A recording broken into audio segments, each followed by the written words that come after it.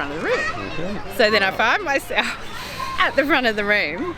I started pacing on the carpet. It's this little gorgeous little long play. It's this auditorium, but it's only a mini one, so probably only 25 seats, and a big square of carpet out the front, and stage lights, and so it's really, it's a nice setup for practicing. Good chance to practice being in the limelight. Yes. Being the focus of people.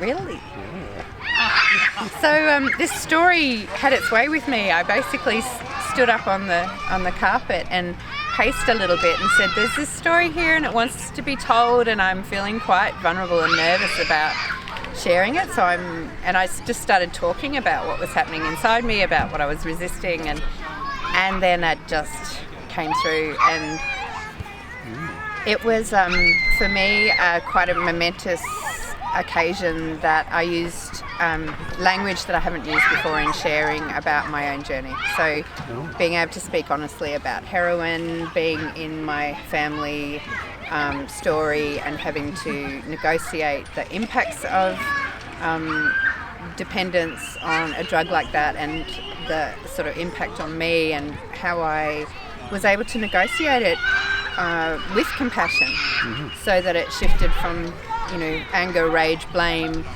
expression to the flip side, which was the compassion. I found compassion and a way of communicating about what was occurring for me that has empowered our story, like as a family. And now there's not heroin being used, and there's a whole different scenario that really we've been able to conjure by getting needs connected and needs aware. And so I told this story of transformation, really, from where I was and our family and how it was impacted. And the central theme of the night had been bring a story about football. Football! And there were it's all women in this particular group, and there's only a small group of us there because I don't suppose football appealed to the majority of women. Good topic. To come along to talk about. But actually, it was awesome because everyone told really touching stories about their relationship with their dad, or how football had been in their community and what it had meant being a migrant coming in and being in a football frenzy culture. Just so many wonderful stories came out. And the memory that I had connected to was a memory of Jet and his dad walking into a soccer game. They'd been gifted some tickets for Christmas, or Jet had been, to go to a soccer match when he was getting into soccer. And they didn't get there at the start for reasons I explained on the night. And then it was half time before they got to the ground.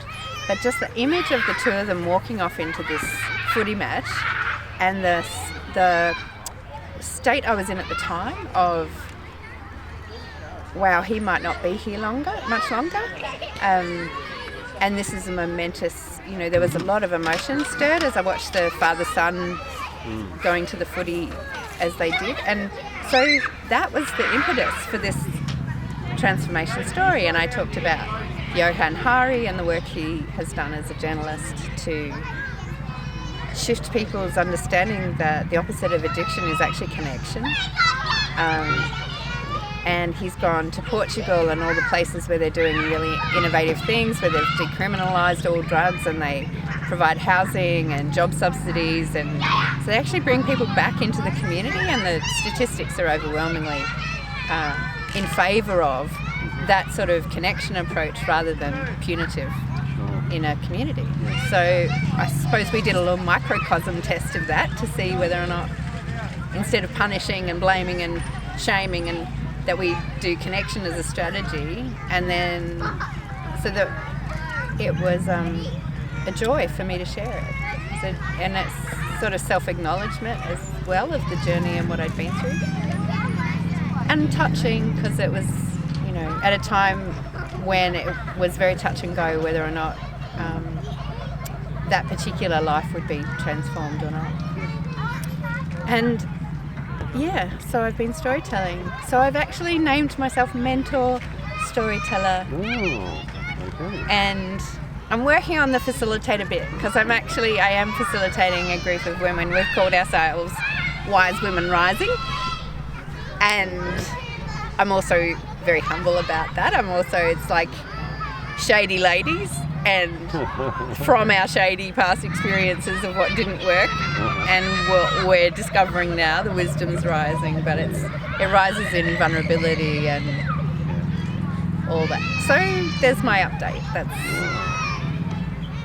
where I've been travelling with storytelling, why I haven't been on social media, why I haven't been having any classes running, because I've really been redefining who I am, what I really want to share, and actually getting the job done first. So I feel like it's just a resonance of what's already alive for me, what's true. It comes from the inside.